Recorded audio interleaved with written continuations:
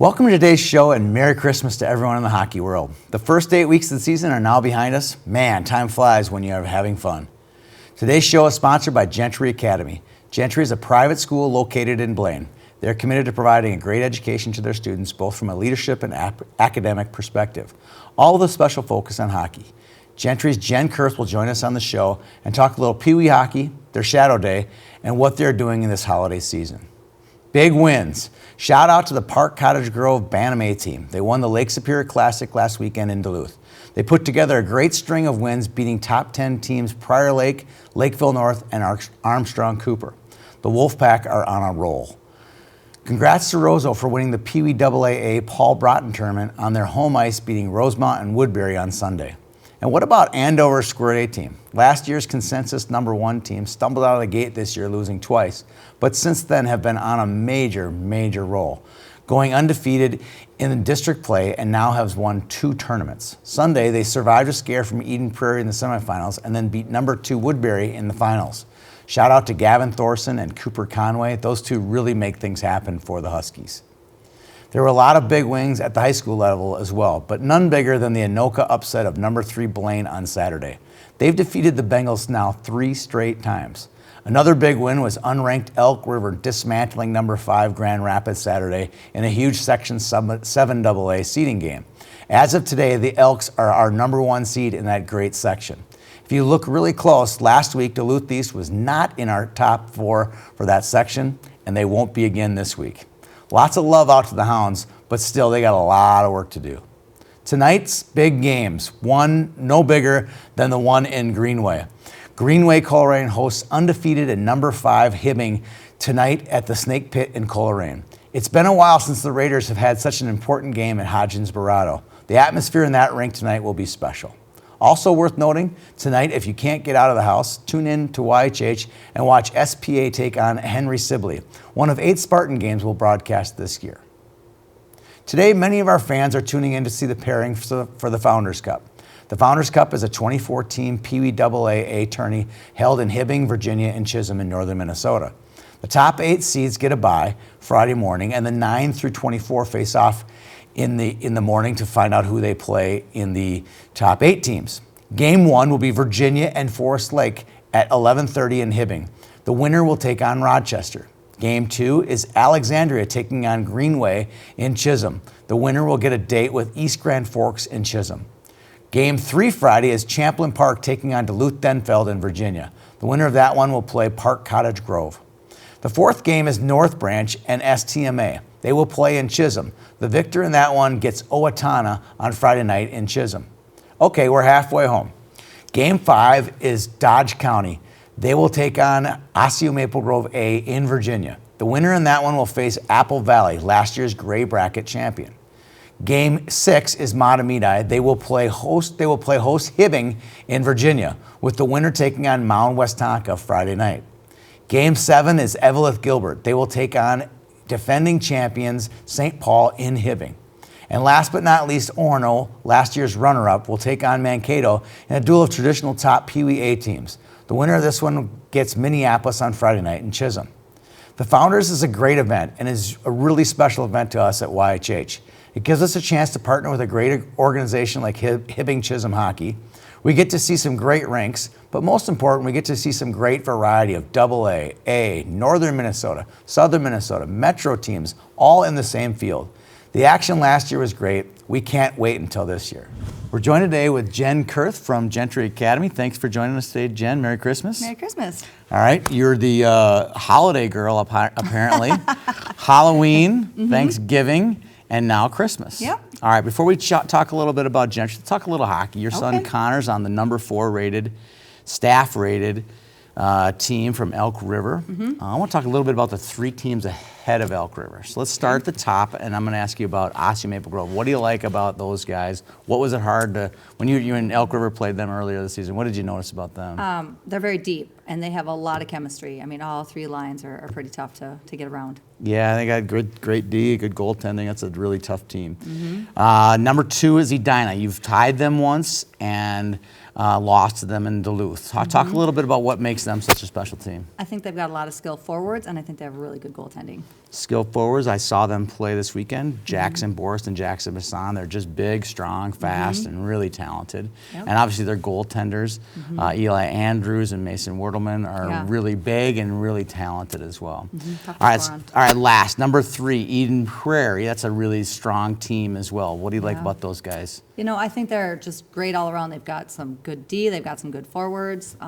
Cooper Check in the nets has had some really big games for them. When they won big games, it's because he's played well. Yep. Obviously up front, Drew Holt, Carter Batchelder. Yep. Then on defense, you got like Jake Casey, number 18, and then number 16, Luke Middlestat. Really good players. Yeah.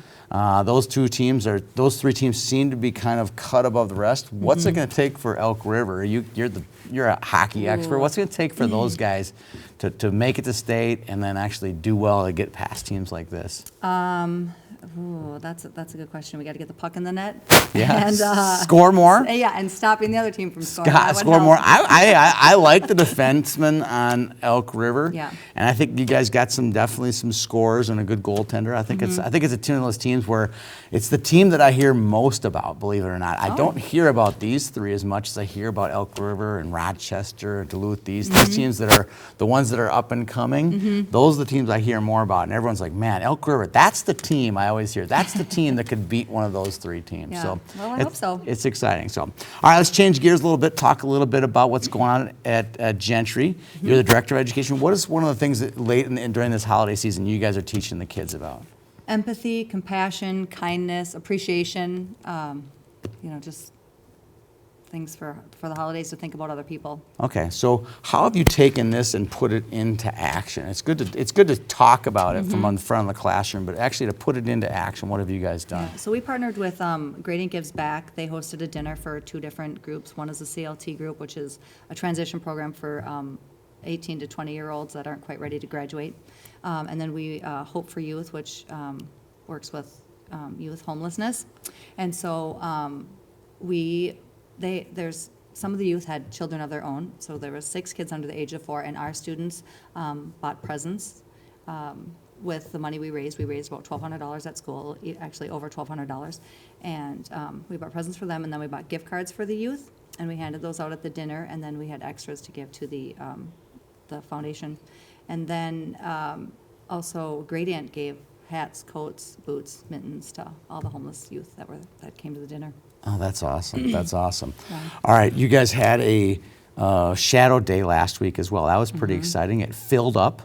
Talk a little bit about what that did to you at the school having a full Shadow Day. Yeah, well, we quickly closed registration. We were thrilled that it filled up so quickly. And then we had to shift our kids around because we didn't want too many kids on the ice. So we had a full day.